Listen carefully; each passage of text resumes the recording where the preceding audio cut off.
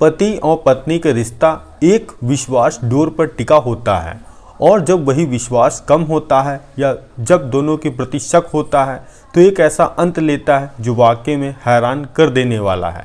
और आपने सुना होगा जब कोई व्यक्ति जुर्म करता है तो उसको सज़ा मिलना भी लाजमी है, और किसी व्यक्ति ने जुर्म भी नहीं किया और वह 13 महीना जेल में रहा, वह भी अपनी पत्नी के कत्ल के इल्ज़ाम में। जब उसको जमानत मिली उसने अपने थाने के पास जाकर पुलिस वालों को जब घटना के बारे में सच्चाई बताई तो वाकई में हैरान और परेशान कर देने वाली थी। और जब यह बात सोशल मीडिया में फैली तो एक ऐसा सच निकल कर सामने आया जो वाकई में हैरान और परेशान कर देने वाला था। नमस्कार, मेरा नाम रवि है। मैं आशा उम्मीद करता हूँ आप लोग बहुत अच्छे होंगे, और अगर आप लोग हमारे चैनल पर नए हों सब्सक्राइब बेल आइकन जरूर दबाएं, जैसा कि समाज में घट रही घटनाएं आप तक तुरंत पहुँचती रहें। यह सच्ची घटना चालू होती है उत्तर प्रदेश का एक ज़िला है आजमगढ़, और उसी के पास कोतवाली है जिसका नाम है जियानपुर, और उसी के अंतर्गत गांव आता है जिसका नाम है मुशौना गांव।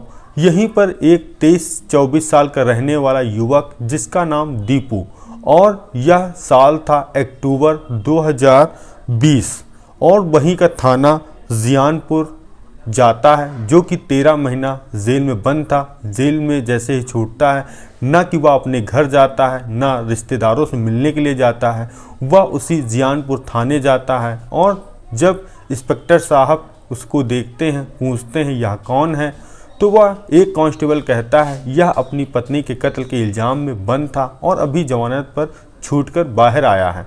और जैसे ही वह इंस्पेक्टर साहब को देखता है कहता है साहब, जो मैं कत्ल के इल्ज़ाम में बंद था वह मैंने किया ही नहीं, जो मेरे ऊपर कत्ल का इल्ज़ाम की धाराएं लगी उसको हटा दीजिए, मैं निर्दोष हूँ। और जैसे ही यह सब बातें इंस्पेक्टर सुनते हैं और जानते हैं कि यह झूठ बोल रहा है, उसको वह थाने से भगा देते हैं और वह फिर रोक कर वहाँ से लौट जाता है। 10 से 15 दिन होते हैं, वह दोबारा फिर थाना आता है और वही गुजारिश कर रहा था कि साहब मैं निर्दोष हूँ और जो मेरे पर धाराएं लगी वह हटा दीजिए, मगर इंस्पेक्टर ने ऐसा कुछ नहीं किया, उसको बाद में फिर वहाँ से भगा दिया। इसी तरह दिन तारीख बीतती गई, महीना बदलता गया और तभी एक साल आता है मार्च 2021, जो कि जियानपुर थाना वह सुबह जाकर उसी थाने के बाहर बैठा था और जो पुलिस वाले आ रहे थे जा रहे थे उनसे गुजारिश बस यही कह रहा था कि साहब मेरी पत्नी को ढूंढो क्योंकि वह जिंदा है, मैंने उसका कत्ल नहीं किया है और मुझे गलत फंसाया गया है। तभी उसी थाने में एक एसएसआई जिनका नाम था चंद्रशेखर यादव, वो अपने घर से थाने में ड्यूटी के लिए आ रहे थे। देखते हैं एक युवक जो कि बैठा है रो रहा है, वह अपने कांस्टेबल से कहते हैं कि यह युवक कौन है, तो वह कांस्टेबल बताता है सर यह अपनी पत्नी का कातिल है जो कि जेल में बंद था, वह छूट कर आया है और ये कहता है कि मैंने यह कत्ल नहीं किया है और मेरे ऊपर ये जो धाराएं लगी इनको हटा दिया जाए। चंद्रशेखर यादव कांस्टेबल को कहते हैं कि उस व्यक्ति को बुलाकर मेरे पास लेके आओ, मैं भी उससे बात करना चाहता हूँ। अब एक कांस्टेबल उस दीपू के पास जाता है, कहता है चलो तुमको बड़े साहब बुला रहे हैं। और जैसे ही वह चंद्रशेखर यादव एसएसआई को दीपू देखता है, हाथ पैर वहीं जोड़ लेता है, कहता है साहब मुझे बचा लीजिए और मेरे पर जो धाराएं हैं वह हटा दीजिए, मैं निर्दोष हूँ। अब चंद्रशेखर यादव को कहीं ना कहीं उसकी बातों में सच्चाई लग रही थी और उन्होंने कहा ठीक है बैठ जाओ और मुझे एक एक बात बताओ कि तुम्हारे साथ कब और कैसे और क्यों हुआ।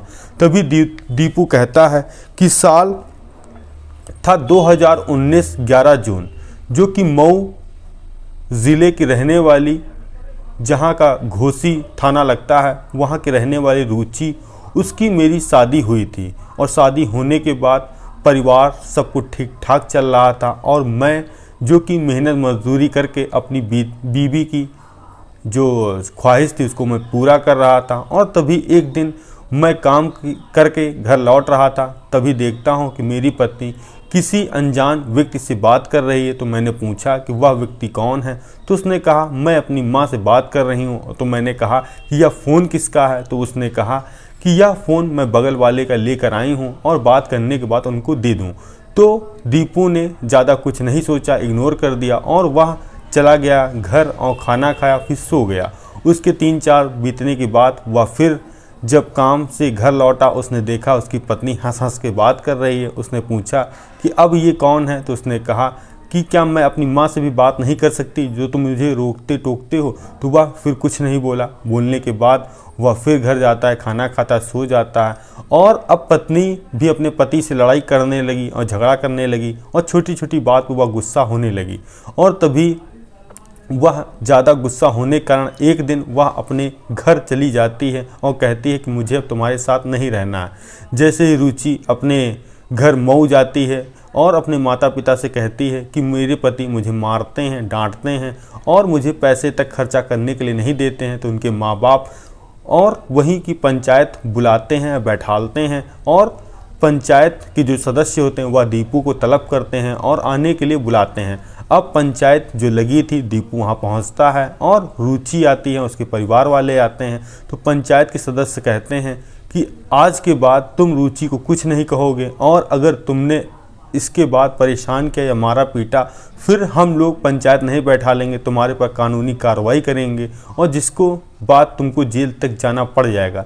दीपू ने अपनी गलती स्वीकारी और रुचि को फिर वहाँ से लेकर अपने घर जियानपुर कोतवाली जो उनका गांव था मुशाना, वहाँ आता है। फिर दोनों हंसी खुशी रह रहे थे। एक हफ्ता भी नहीं बीता था जो कि दीपू ने खाना खाया जो रुचि ने बनाया था, उसके बाद सोने के लिए चला गया और सुबह जैसे उठता है देखता है कि उसकी पत्नी घर पे नहीं है। वह आवाज़ लगाता है और जाके इधर उधर देखता है, मगर रुचि का कहीं कोई ठिकाना नहीं था। उसके बाद वह आसपास के गांव में पता करता है कि मेरी पत्नी कहाँ है, मगर उसको कहीं सफलता नहीं प्राप्त होती है। तभी वह जो पास का थाना था वहाँ जाता है, जियानपुर जाता है और कहता है कि मेरी पत्नी घर से गायब है और जो मेरे घर में रखा हुआ जेवर है और कुछ पैसे वह भी नहीं मिल रहा है।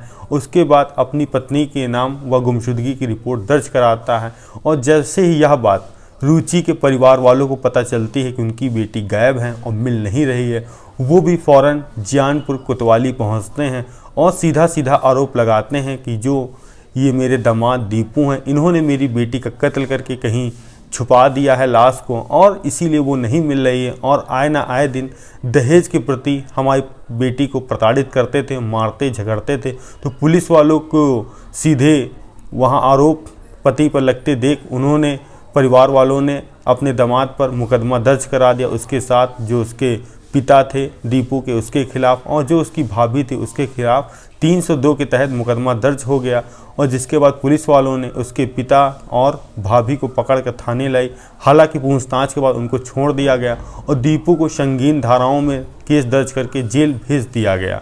अब जेल जाने के बाद तभी जो दीपू के पिता थे जेल में दीपू से मिलने के लिए जाते हैं। कहते हैं बेटा तुमने ये सब क्यों किया? क्योंकि तुम्हारी अच्छी मैंने शादी कराई थी और तुम्हारी मनपसंद की लड़की थी, तुमको यह सब करने की क्या ज़रूरत थी? दीपू पिता को देखकर रोने लगता है और कहता है पिताजी आपको भी मेरे पर भरोसा नहीं है, मैं क्या ऐसा कर सकता हूँ और मैं ऐसा क्यों करूँगा? क्योंकि मैं अपनी बीवी को मारूंगा उसके बाद मैं थाने में एफआईआर दर्ज कराने जाऊंगा, ऐसा हो ही नहीं सकता।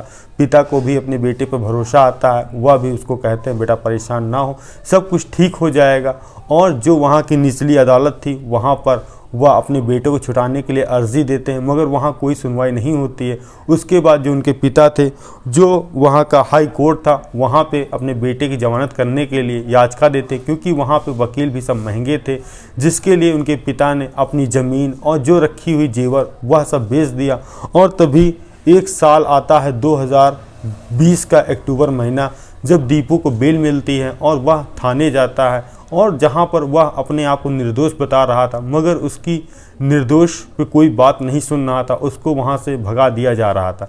तभी एक एसएसआई जो उसका दुख दर्द समझते हैं और उनकी बातों पर सच्चाई लगती है, तो वह उसके मामले की जांच करते हैं। जैसे ही यह बात एसएसआई जो वहाँ के थे चंद्रशेखर यादव ने सुना कि इतना गलत उसके साथ हुआ है, तो उन्होंने कहा कि मैं तुम्हारी पत्नी को ढूंढूंगा और जो कोई भी इसमें दोषी है वह व्यक्ति जेल जरूर जाएगा। तभी उन्होंने पूछा कि ये बताओ कि तुम्हारी पत्नी किससे बात करती थी, वह कौन था? तो दीपू ने कहा साहब इसके बारे में मुझे कोई जानकारी नहीं है। तभी चंद्रशेखर जो यादव थे उन्होंने अपने ही थाने की टीमें गठित की और उसकी पत्नी के ढूंढने के लिए अब दबिश देना स्टार्ट किए। जहां वह रहती थी दीपू के गांव में, वहां आसपास के गांव में फ़ोटो दिखाकर पता किया, मगर कहीं से कोई सफलता नहीं प्राप्त हुई। तभी जो चंद्रशेखर यादव थे उनके दिमाग में आइडिया आया कि जिस मोबाइल से वह बात करती थी, क्या पता वह उसी का मोबाइल हो, तो उस मोबाइल से वह मिल सकती है। जो आसपास के सिम विक्रेता थे उनके पास जाते हैं, फ़ोटो दिखाते हैं, कहते हैं क्या तुमने 2019 में इस महिला को क्या कोई सिम कार्ड बेचा है, तो उनको कहीं से भी सफलता नहीं प्राप्त होती। इसके बाद जो वहाँ के एसआई चंद्रशेखर यादव थे वह मऊ जाते हैं, ससुराल में भी पता करते हैं, मगर वहाँ भी उसका कोई सुराग नहीं लग रहा था। तभी कुछ दिन बीतते हैं, 3-4 महीना बीतते हैं। एक सिम वाला युवक थाने पहुंचता है, कहता है सर मैं खाना खाने के लिए गया था, मेरा भाई बैठा था, उसने इस महिला को सिम बेचा था और यह इसका नंबर रहा।